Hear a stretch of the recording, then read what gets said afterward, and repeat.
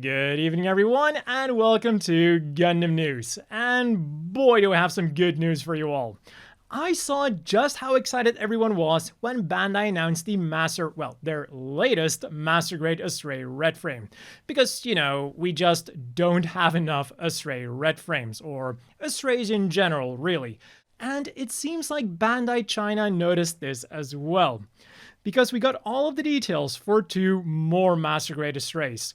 First announced a few weeks ago, in May of 2026 we'll be getting the Master Grade Astray Cross Contrast Colors Falling White and Cross Contrast Colors Kuchiki Black, each going for an impressive 650 yuan each, 92 US. And both of them come with some really fancy new markings, golden highlights, and also some clear purple parts to really make them look on point. But while they might look very unique at first sight, especially with those fancy new colors, they do seem to be pure recolors of already existing kits.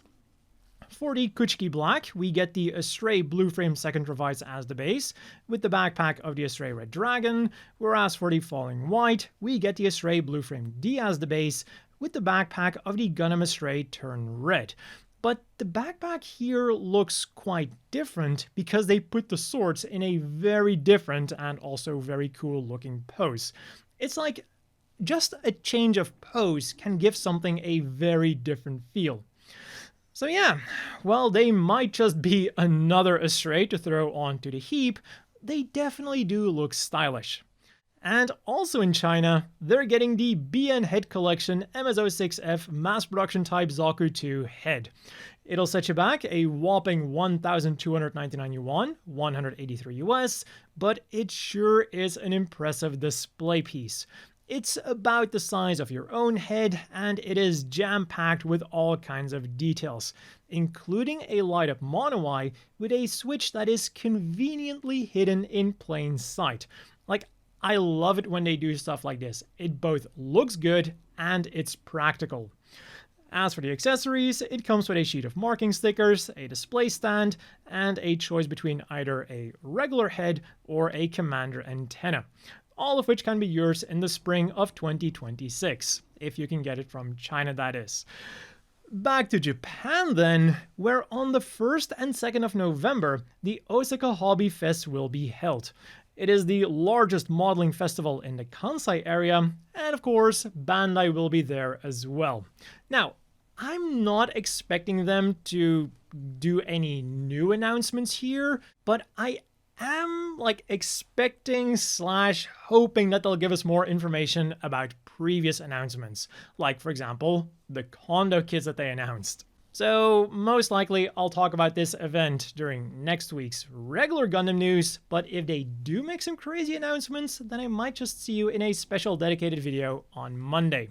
As for the Japanese figure announcements this week, we got a new Gachapon collection, which will be spreading across Japanese Gachapon machines in late January. The SD Gundam-San Tachi Swing Mascots. Very simplified, but extremely cute looking SD Gundam keychains. They kinda look like someone who's cosplaying as a Gundam with just a helmet, and then for the rest they have a matching onesie on. We have the RX-78-2 aiming its rifle, the Knight Gundam looking very happy, the Musha Gundam looking stunned, the Commando Gundam looking very angry, and the G-Quux looking like it's trying to understand the ending of its own anime. One thing that I am wondering about, though, is why they're called swing mascots. Sure, because they're on a keychain, they will be swinging around, but that's something every keychain does. That's not something unique to this specific line. As for the anime news then, with the Urdr Hunt movie just around the corner, quite literally, it is releasing tomorrow in Japan, they unveiled the Gundam card game promotional card that Japanese moviegoers will be getting during the first week, and they also showed us all of the merch that will be going on sale. Some of which is new, but others I definitely recognize from Bankore, like the happy coat, the muffler towels, the acrylic stands, and the acrylic keychain. Other things for sale then are a pamphlet, t-shirts, a can badge set, a set of 13 illustration cards, and a set of 3 film reel bookmarks. So, the works really. Meanwhile, on the gaming front then, in Gundam Battle Operation 2 for the PlayStation, the Woundwort Raw 2 has joined the fray, while on Steam the Hazel Ozai Giant Arm unit has become available, making for a nice Advance of Zeta double feature. Then in the global version of UC Engage, they're celebrating their 2nd anniversary with special achievements that can net you special UR Mobile Suit Select unit assembly tickets, coins, and other things. There's also a new clan battle event and a new event unit assembly featuring a very happy UR Camille Bidon in the UC Engage exclusive UR Zeta Gundam I-Field Claw and I-Field Blaster. And they also revealed a teaser for the upcoming story crossover UCE Axis 1 Consolidating Power, which is then of course the story where we will get to see that new Zeta Gundam in action. The Zeta itself is unchanged, but it now has a claw on its right arm, which can generate an I-Field, and it's wielding the I-Field Blaster in its left hand, which is a sword that is made to resemble the wings of the Zeta Gundam, and it can also function as a beam rifle, hence why it's called the I-Field Blaster. Over at SD Gundam G Generation Eternal then, the big stuff is going to be happening tomorrow, when the new Iron-Blooded Orphan story drops, which is of course nicely timed with the Urdr Hunt movie. And alongside it, we'll also get some new units, like the UR Gundam Barbatos Rex EX with the UR Mikazuki August, and the UR Gundam Ariel Rebuilt EX with the UR Suletta Mercury. Plus, the Generation Tower East will be opening up. And finally, over at the Arsenal Base arcade game, Force Squad Season 5 has gone live, with the flagship machines being the 5 Gundams from Endless Waltz and the RX-78-2 during the Battle of Abawa Ku. But probably the main thing that a lot of people were looking forward to is the distribution of Titan's Camille, who even got his own promotional video where he still gets to beat up Jarrett. And like not some kind of alternate universe Ayuk Jarrett, which would be hilarious to see, like how would he end up with the Ayuk anyways, but no, he's just beating up plain old Titans Jarrett. So here's some food for thought. If Camille were to end up joining the Titans, do you think Camille would still end up fighting Jarrett? Because, you know, it's just like, it's Camille's destiny to fight against Jarrett. And of course, the Titans also get their own splinter factions, so it is totally within the realm of possibility that Camille, even as a Titans member, would be facing off against Titans Jarrett.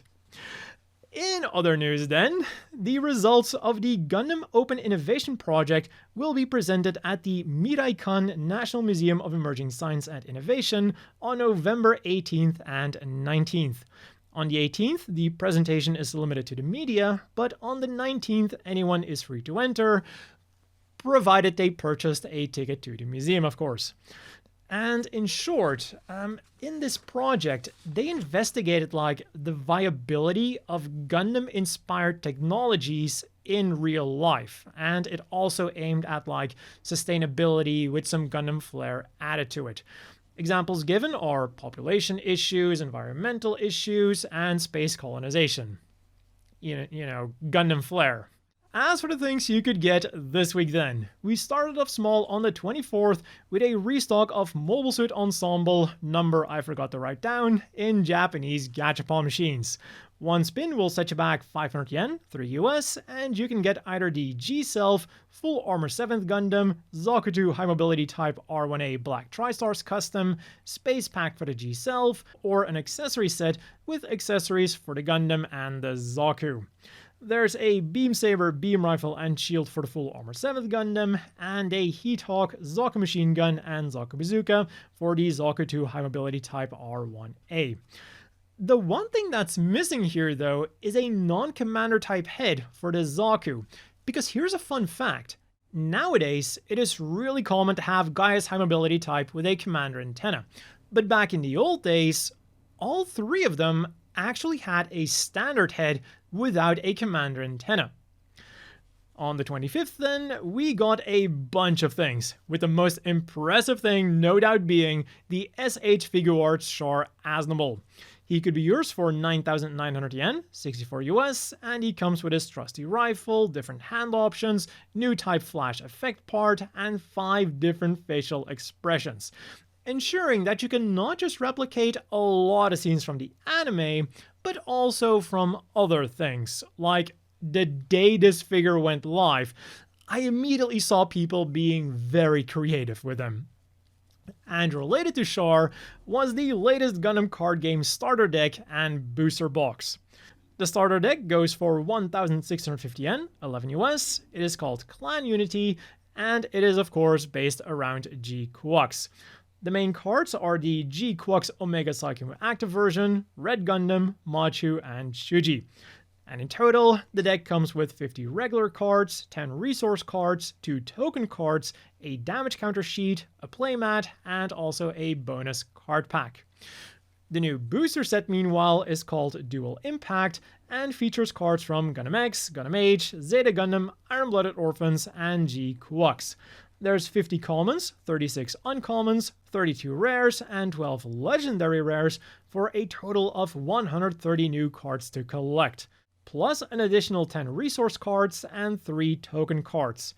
And I just want to quickly draw your attention to the H1 normal. Like, that thing has gotten quite the chest and the shoulders to go along with it. At this rate, I don't think it needs the tightest equipment anymore. Back to the figures then, with the latest release of Gundam Universe. At 4,400 yen, 29 US, these releases are more expensive than the older releases, but that is because these are all renewal versions, meaning that they come with more accessories, better articulation, and better proportions. With the last thing in particular being something that I've critiqued the Gundam Universe figures for quite a bit in the past. But now, they actually look really good for what they are. So, included in the lineup, we have the Barbs with its mace, sword, and smoothbore gun, the RX-78-2 with a Hyper Bazooka, beam rifle, 2 beam sabers with beam saber blade effect parts, Gundam Hammer, Hyper Javelin, and shield, and the God Gundam, which is now even being called the Burning Gundam on the Japanese release. So that is definitely an interesting choice. But anyways, whatever you want to call it, it comes with 2 beam swords, 2 orange hands for his special attacks, and an open chest piece to expose the energy multiplier. And then last but not least, on the 25th, at the Hiraizumi Station Tourist Information Center, you can buy these Gundam Manhole medals with the designs of the Gundam manholes installed in Hiraizumi City. They go for 900 yen, 6 US, and make for the perfect souvenir as a Gundam fan if you're visiting Hiraizumi. And finally, on the 27th, you could get some snacks in really cool Gunpla Boxart inspired tints. But if you want to use these for storage, do keep in mind that they are smaller than the Gunpla boxes they're based on. The biggest ones are the Gundam and Zaku tins, which come with 66 grams of chocolate chip cookies. And based on the measurements that they gave us, it's like slightly smaller than the box of the No Great Wing Gundam from back in the day. Big enough to store something, but it does have its limits. Or you could go for a triple set of smaller tins featuring the Ariel, Mighty Strike Freedom, and G-Quux. And these are only like 7 by 7 centimeters, so less than 3 by 3 inches. As for what's in them, each tin has 3 candies with matching wrapper for a total of 9 candies. Again, these are rather small tins. And also on the 27th, the Gundam base got a restock of the Capsule Structure RX-0 Unicorn Gundam version TWC, the Gundam base limited Gachapon figures. For 800 yen, 5 US, you can get the life-size unicorn statue with either a red, green, or blue Psycho frame. And the coolest thing about these Gachapon figures is that the ball that they come in becomes a base that you can put them on. For this week's reading material then, there was the December issue of Shonen Sunday Special, in which Gundam Aggressor is being serialized, the December issue of Gundam Ace, in which a bunch of series are being serialized, and also came with a Hiro Yui Arsenal-based promotional card, the December issue of Model Graphics, featuring a special on Zeon's amphibious mobile suits, which are here referred to as UC Amphibians, the December issue of Hobby Japan, featuring the high-grade Zai Gundam and Penelope, as well as a bonus guide on all of the acrylic paints from 2025, featuring Tamiya, Mr. Hobby, and Turner Color. And then the 29th chapter of the Spare Memory Gundam sequel was released for free online and is linked down below. But of course, it is all in Japanese. For this week's apparel news then, Strict G kicked things off with some Gundam Wing 30th Anniversary t-shirts, which became available in physical Strict G stores on the 25th. For 5,500 yen, 36 US, there's a black 30th Anniversary t-shirt featuring the main boys band, Relina, Wing Gundam, Wing Zero, and Wing Zero Custom. And for 4,730 and 31 US, you can get a white t-shirt featuring a line art of either Hiro, Duo, Troa, Katra, or Wu Fei. It is accompanied by their name and the name of their first Gundam, and on the back, it has the Wing 30th Anniversary logo. Next up then, releasing in physical Strict G stores on November the 1st, are their latest Strict G New York collection and a collaboration with Alpha Industries. So, from Strict G New York, there is the Gundam on Street collection, featuring OG Gundam-inspired streetwear with a very simple design. You can get Char's famous kick on a t-shirt for 5,500 yen, 36 US, the Gundam's head on a sweater for 7,700 yen, 50 US, or the Earth Federation Space Forces logo with Gundam head on a coach jacket for 13,200 yen, 86 US. Together with Alpha Industries then, they created these Gundam Seed Freedom themed MA1 Natus jackets.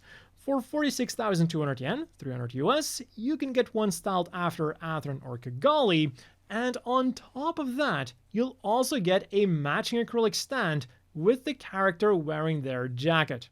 And finally for Strict G, these G-Quux and Red Gundam Skudjon jackets will be hitting physical Strict G stores on November the 22nd.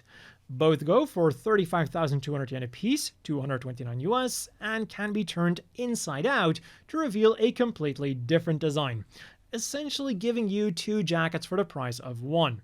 So for the G-Quux, the design on the outside is blue and white, with the Pomeranian emblem on the front and the G-Quux on the back, whereas the design on the inside is light blue and white, with simply Universal Century 0085 on the back. For the Red Gundam then, the outside design is red and black, with the Zeon logo on the front and the Red Gundam on the back, with the inside being a very different purple and white, with, again, Universal Century 0085 on the back. Over at Banqueta then, they celebrated Atheron's birthday with pre-orders for the Atheron Happy Birthday collection, which will be releasing in February. For 3,850 yen, 25 US, there's an Aurora acrylic stand, which shines a different color depending on the angle. And of course, it has October 29th, Happy Birthday Atheron on it. And then for 11,000 yen, 72 US, you can get the Atheron birthday ring. On the left, it has Atheron's name and birthday. In the middle, it has a purple gem, which is Atheron's signature color. And then on the right, it has some kind of motif, which according to the description is based on the Infinite Justice Type 2, but I really can't place it. And that has been all for this week's Gundam News. As always, a big thank you to the Patreon supporters. I hope everyone watching has a great evening, and I'll see you all next week with more Gundam News.